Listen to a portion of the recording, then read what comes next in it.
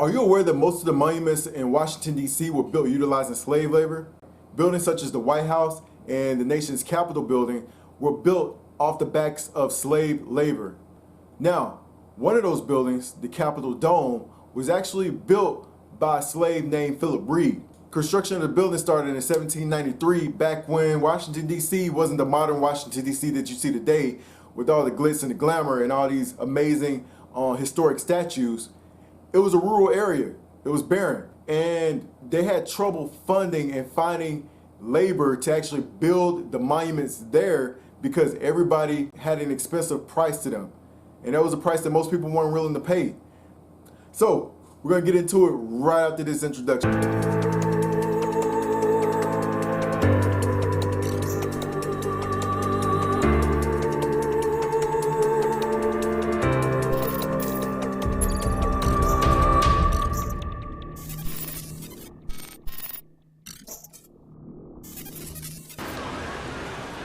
Each year, approximately 4 million Americans come to Washington to view and experience the nation's capital. They enjoy this magnificent structure knowing little about the men who built it. They are particularly unknowledgeable about the contributions of slaves who were 50% of the Capitol building's workforce.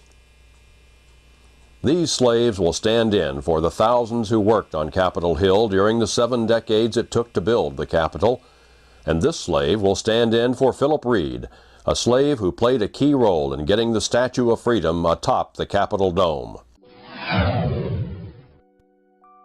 Philip Reid was born into slavery sometime around 1820. He was born and raised in Charleston, South Carolina, where he was purchased by the self-taught sculptor Clark Mills for $1,200. Clark Mills owned his own foundry in Maryland. During the late 1840s, Mills moved to the Washington area and he brought Philip Reid and many of his other slaves with him. According to AOC.gov's account on the story, in order to construct the Jackson statue, a temporary foundry was erected south of the White House, and through trial and error, Mills, Reid, and other workmen produced the first bronze statue ever cast in America. The accomplishment was extraordinary due to the absence of any formal training of any of the participants. Mills, along with Philip Reid and Mills' other slaves, were very successful in their sculpting and implementation of the Andrew Jackson statue. They were so successful, in fact, that in 1860 the Secretary of War granted permission to Mills for the casting of Thomas Crawford's Statue of Freedom that was to be placed on top of the Capitol's dome. Now, it is to be noted that Philip Reid was the only known slave working on the Freedom statue. Reid was paid directly for his work on Sundays. His owner received a payment for his work the 6 other days of the week. He was paid around $1.25 per day, higher than the other laborers who received $1 a day. In June of 1860, casting of the Statue of Freedom began.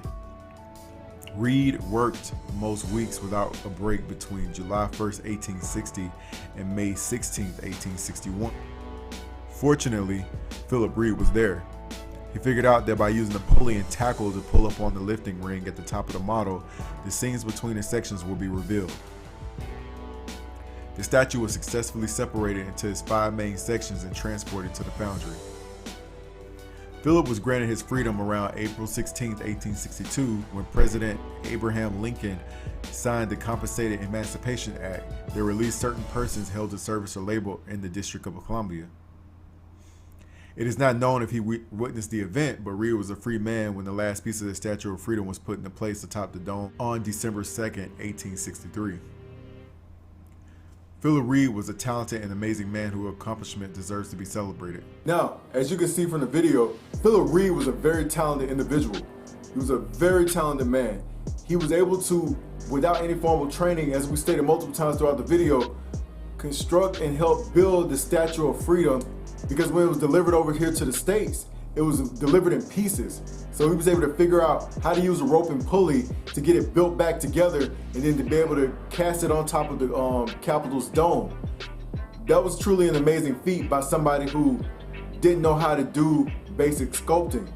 So, like I said, thank you all for watching. Don't forget to like, comment, share, and subscribe. And I will be back with another video very soon. Thank you all for watching. Peace. Minister Malcolm, you have suggested that there are all kinds of movements in Harlem growing that you and I don't know about? Oh, yes. frustration itself has been sufficient, all that was necessary to make. You know what I'm saying? As an artist, I feel the same type of responsibility. So it's not activism, it's really just life.